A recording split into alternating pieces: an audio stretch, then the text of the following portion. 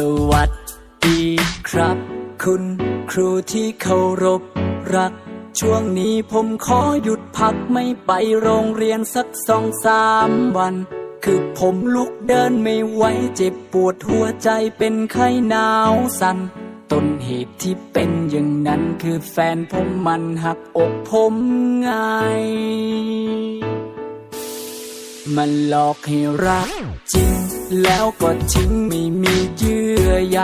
อุตส่าห์หลงรักแทบตายแต่ผลสุดท้ายก็มาหลอกกันทำไมเขาเป็นแบบนี้แรกก็ดีนานทีก็พังผมขอสาปแช่งให้มันอย่าได้เป็นสุขจากนี้จนตายคนแบบนี้ขอให้เจอดีสักวันเถอะนะให้อกหักบ้างนะให้โดนเอาฟรีสักทีเถอะครับให้กำตามสนองขอให้มึงท้องอย่ามีใครรับที่มึงทำใจกูยับขอให้มันกลับไปเป็นหนึ่งคืนสา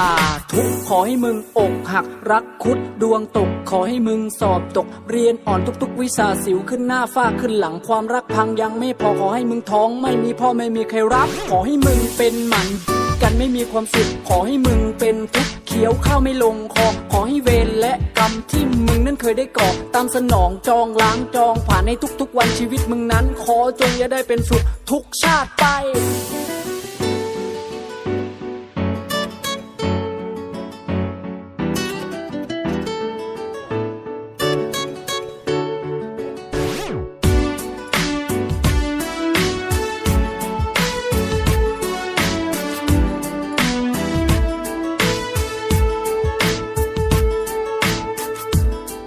มันหลอกให้รักจริงแล้วก็ทิ้งไม่มีเยื่อใยอุตส่าห์หลงรักแทบตายแต่ผลสุดท้ายก็มาหลอกกันทำไมเขาเป็นแบบนี้แรกก็ดีนานทีก็พังผมขอสาปแช่งให้มันอย่าได้เป็นสุขจากนี้จนตายคนแบบนี้ขอให้เจอดีสักวันเถอะนะ